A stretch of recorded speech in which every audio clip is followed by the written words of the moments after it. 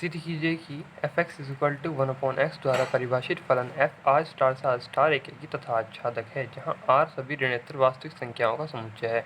ऋणोत्तर वास्तविक संख्याएं यानी सभी संख्याएं माइनस वाली से लेकर प्लस वाली तक, उनमें जीरो, इसके बीच में जीरो नहीं होनी चाहिए, बस जीरो नहीं होनी चाहिए। संख्याओं में सभी वास्तविक संख्या होनी चाहिए, ठीक है ना।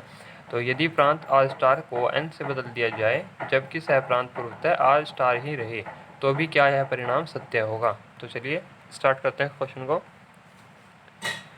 ये देखिए, एफ आर स्टार से आर स्टार तक एक संबंध बताया हुआ है। एफ एक्स की वैल्यू दी है 1/x। यदि एफ एक्स हमने ये माना है, यदि F X 1 is equal to F X 2 है, ठीक है ना, तो हम यहाँ पे वैल्यू रखते हैं 1/x1।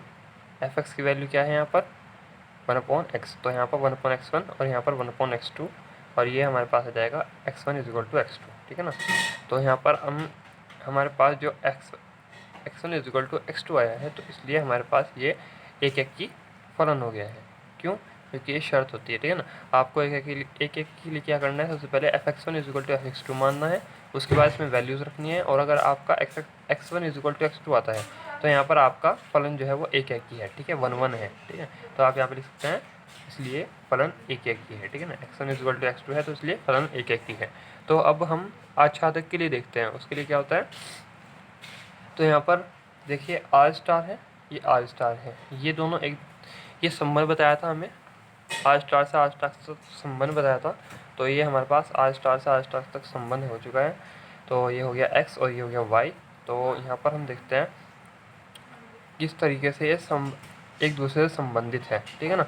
तो यहाँ पर हमने ले लिया है y और यहाँ पर ले लिया है 1/y। क्यों, बताता हूँ आपको।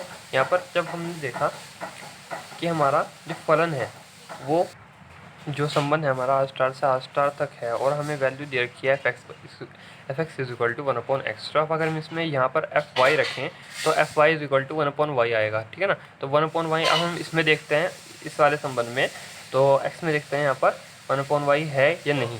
तो हम 1/y देखेंगे, यहाँ पर है, क्योंकि ये सभी ऋणोत्तर वास्तविक संख्याओं का समुच्चय है, ठीक है ना। तो इसमें 1/y के अंदर कोई भी जीरो नहीं है, इसलिए इसमें ज़रूर होगा, ठीक है ना। तो 1/y यानी इसमें है, ठीक है ना, और ये y भी इसमें है, तो ये सत्य होगा। क्यों?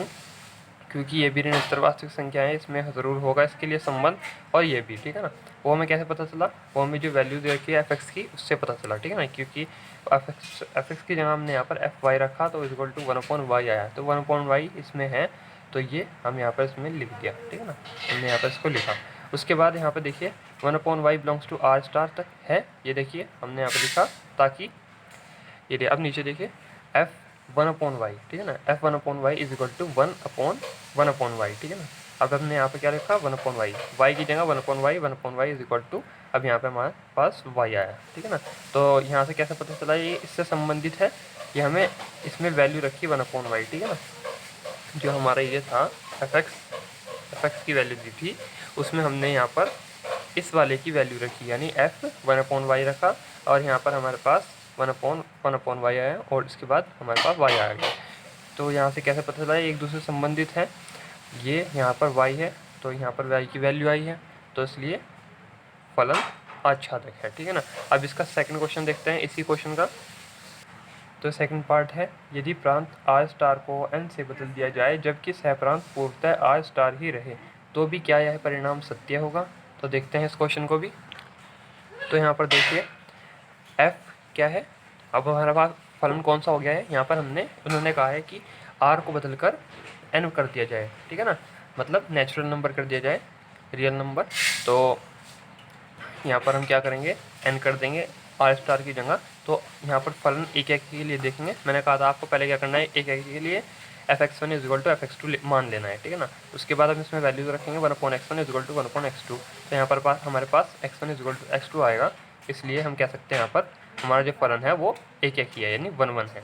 हम यहाँ पर 1 1 भी लिख सकते हैं और एक एक भी लिख सकते हैं, ठीक है ना। अब हम देखते हैं आच्छादक के लिए। तो यहाँ पर हमने एक फलन बनाया, संबंध बनाया।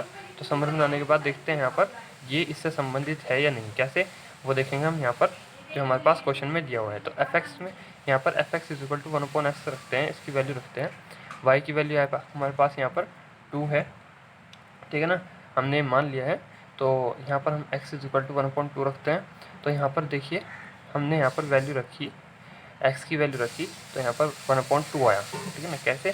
क्योंकि हमने यहाँ पर देख सकते हैं यहाँ पर 1/2 आया है इसकी वैल्यू रियल नंबर की, तो हम यहाँ पर देख सकते हैं ये नेचुरल नंबर है, यानी 1 2 3 4 5 6 7, ठीक है ना। यहाँ पर 7 ये इस तरह की वैल्यू है, सीधी सिंपल वैल्यूज, ठीक है ना। तो इसमें कहीं भी 1/2 नहीं है, ठीक है ना। और जो हमारी ऋणोत्तर वास्तविक संख्या होती है उसमें -1.2 1/2 और -√2 ऐसे सब वैल्यूज आती है, सब टोटल वैल्यूज आती है, और उसमें सिंपल वैल्यूज आती है 1 2 3 4 5 6 7, ठीक है ना। तो इस प्रकार से हमारे पास यहाँ पर कोई भी 1/2 वैल्यू नहीं है, ठीक है ना। तो यहाँ पर लिख सकते हैं 2 बिलोंग्स टू हमारे पास 2 बिलोंग्स टू आर स्टार के लिए कोई x बिलोंग्स टू n में नहीं है, ठीक है ना, ताकि fx इक्वल टू 2 हो। फलन आच्छादक नहीं है, तो आप यहाँ पर लिख सकते हैं फलन आच्छादक नहीं है। तो यहाँ पर खुद देख सकते हैं आप 2 बिलोंग्स टू आर स्टार के लिए कोई भी x बिलोंग्स टू n में नहीं है, यहाँ पर है ना। यहाँ पर इसके लिए कोई भी इसमें नहीं है, ठीक है ना, तो इसलिए फलन आच्छादक नहीं है। तो ये आपको क्वेश्चन समझ में आया, तो आगे बढ़ते हैं।